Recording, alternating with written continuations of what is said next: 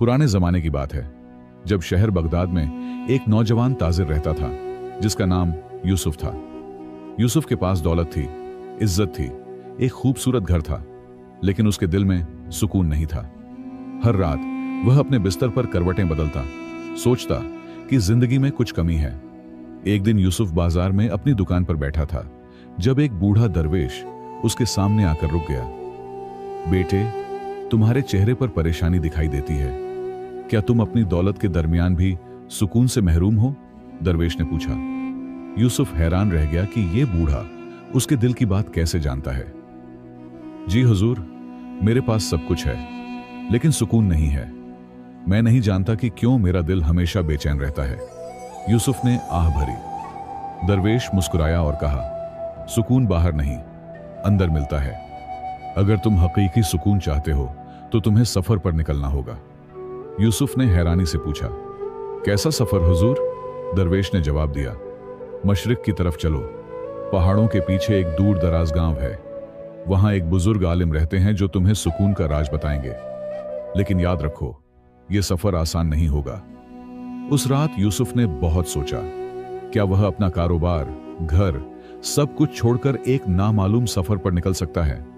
लेकिन फिर उसने सोचा कि सुकून के बिना उसकी दौलत का क्या फायदा। सुबह होते ही उसने फैसला कर लिया कि वह इस सफर पर जरूर जाएगा।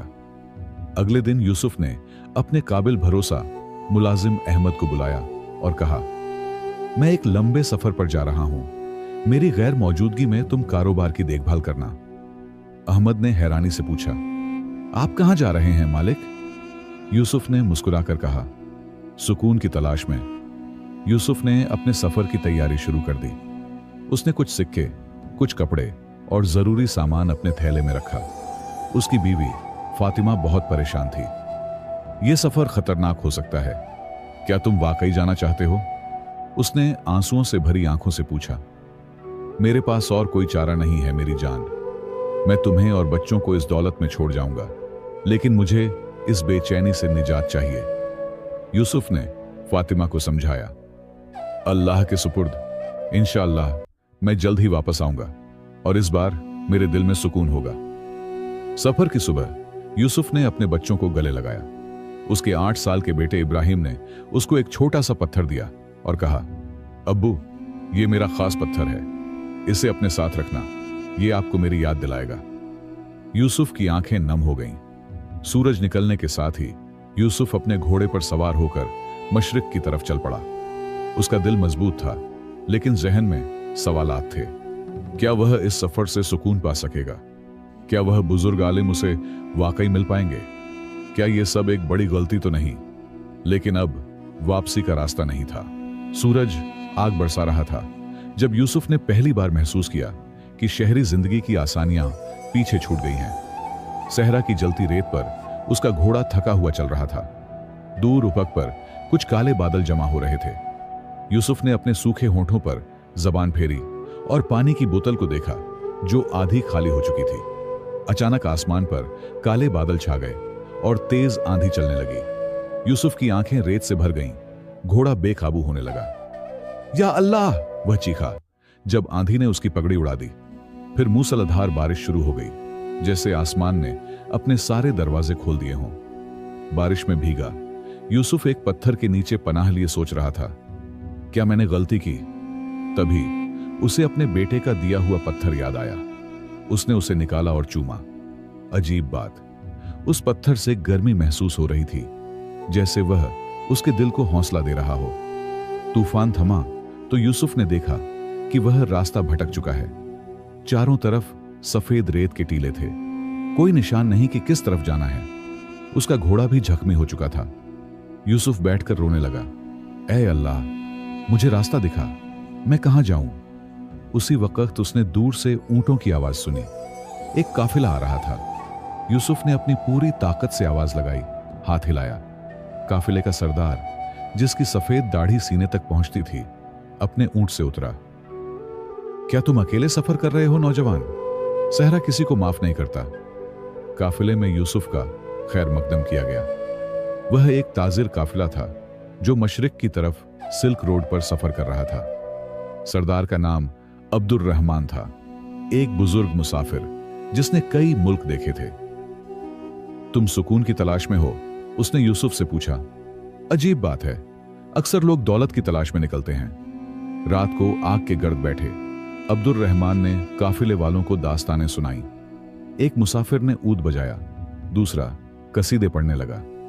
यूसुफ उन अजनबियों के दरमियान खुद को घर जैसा महसूस कर रहा था।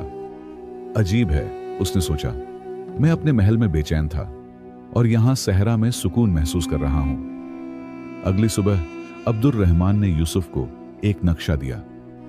यह रास्ता तुम्हें पहाड़ी इलाके तक ले जाएगा, जहां वो गांव है जिसकी तलाश में तुम हो।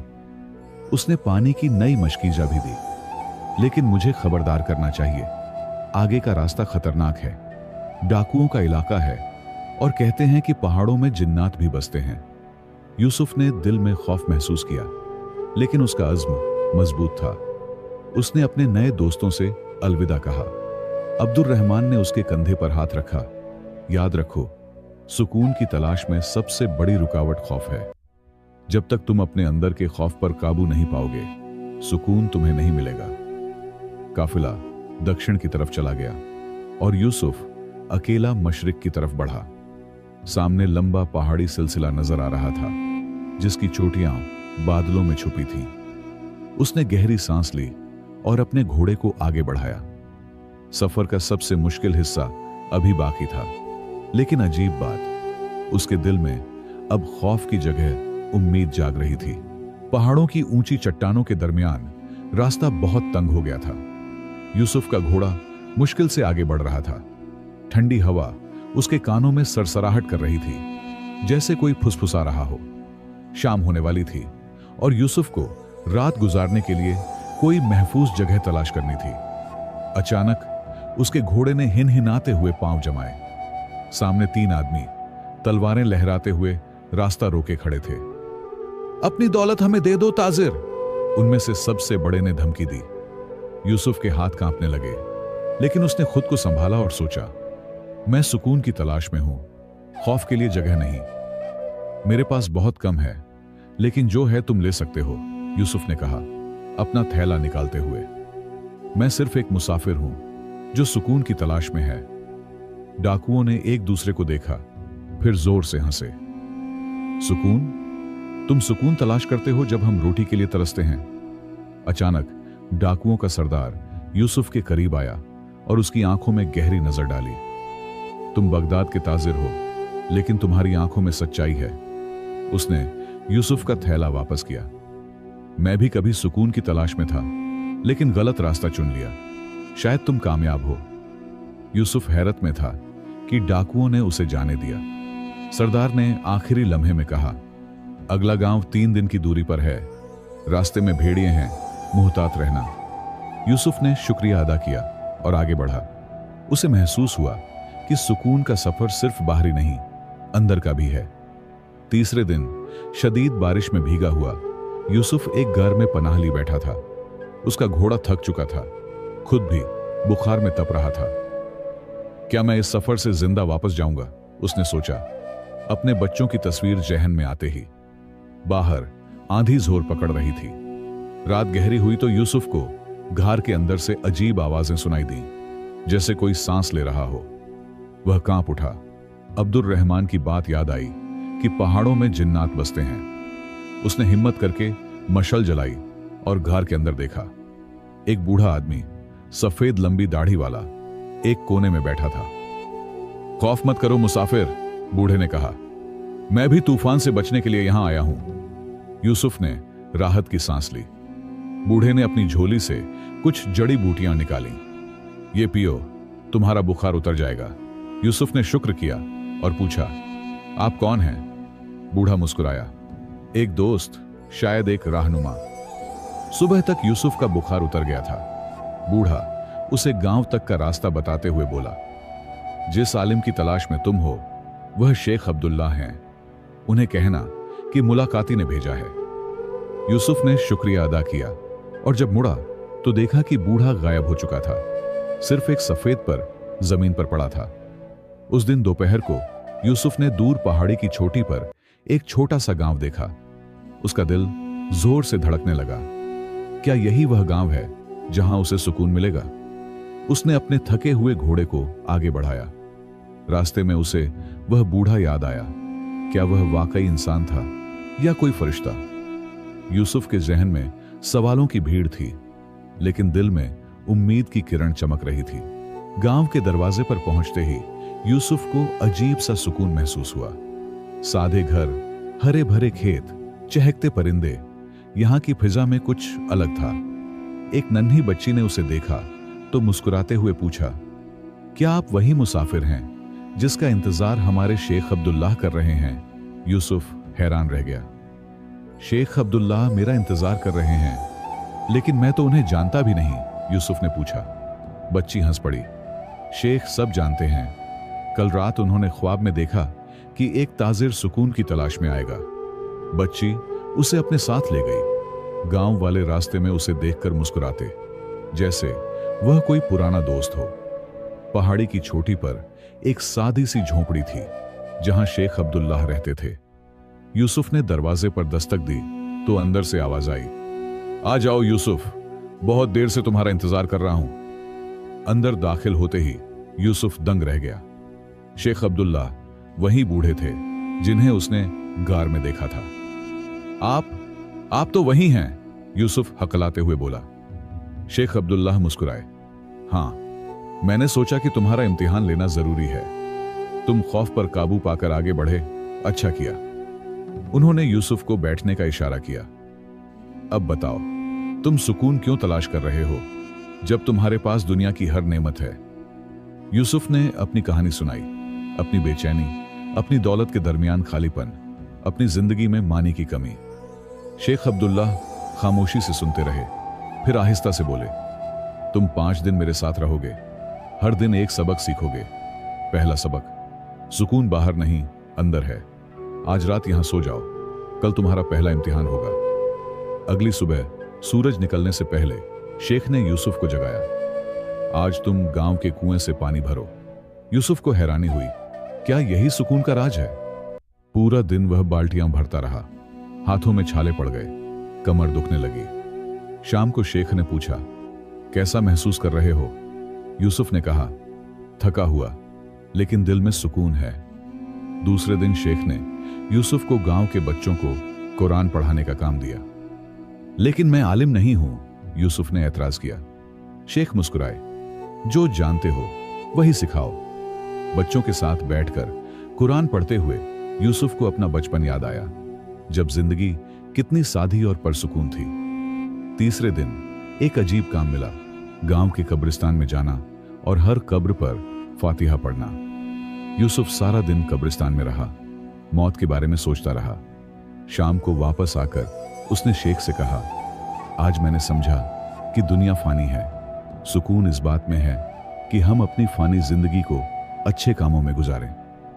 चौथे दिन यूसुफ को एक मुश्किल काम दिया गया, पहाड़ की चोटी पर जाना और वहां से सिर्फ एक पत्थर लाना जो उसे सबसे खूबसूरत लगे। यूसुफ ने सैकड़ों पत्थर देखे, लेकिन आखिर में एक साधा सा सफेद पत्थर चुना। यह मेरे बेटे के पत्थर जैसा है, उसने शेख को बताया। शेख मुस्कुराए, मोहब्बत ही असल सुकून है। 5वें दिन शेख ने यूसुफ को एक अंधेरे कमरे में बैठने को कहा। पूरी रात बिना खाने पीने के, आंखें बंद करके अपने अंदर देखो। रात भर यूसुफ बैठा रहा, ख्यालात आते गए, जाते रहे। सुबह तक उसे लगा जैसे उसके अंदर एक रोशनी जाग रही है। जब वह कमरे से बाहर निकला तो उसकी आंखों में आंसू थे, लेकिन चेहरे पर मुस्कान थी।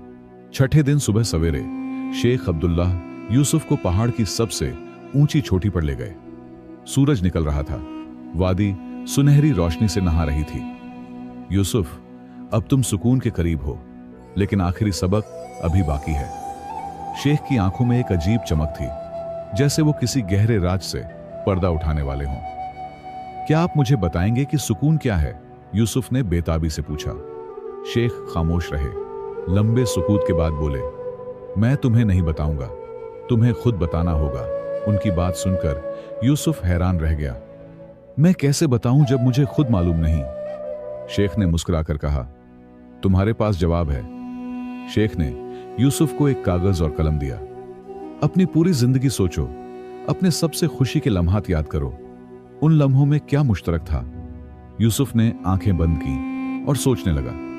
उसकी शादी का दिन, बच्चों की पैदाइश, वालिद की दुआएं, सहरा में काफिले के साथ रात, बच्चों के साथ कुरान पढ़ना।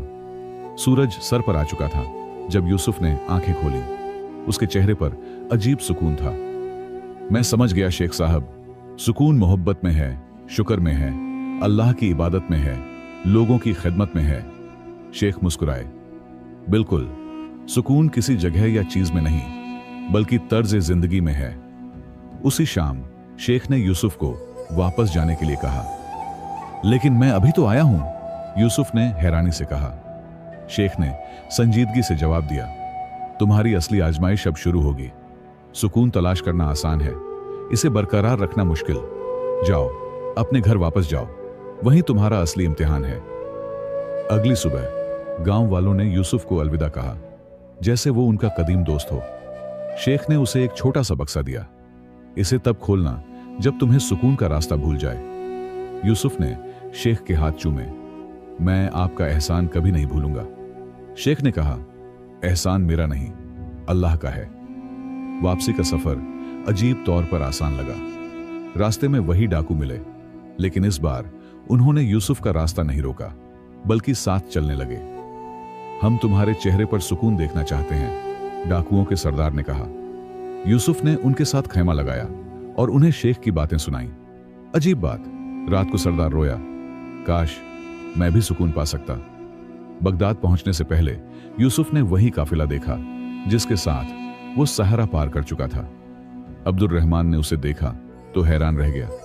तुम बिल्कुल बदल गए हो, तुम्हारे चेहरे पर नूर है। यूसुफ मुस्कुराया।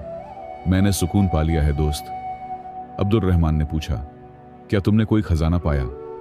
यूसुफ ने जवाब दिया, हाँ, लेकिन सोने चांदी का नहीं।